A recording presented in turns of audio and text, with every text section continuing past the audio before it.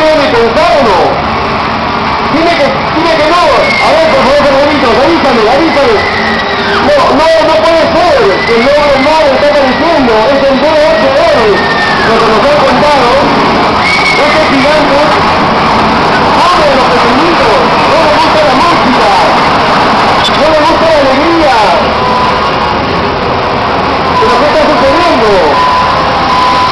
Es mentira. No quiere comer a los pequeños. Al contrario, como que si quisiera jugar con ellos. Bueno, en verdad, lo que ellos no saben,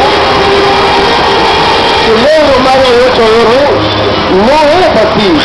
Es simplemente un grandulón que por ser tan grande no le quería jugar con él. Entonces se sumió en mucha tristeza y se fue a lo más profundo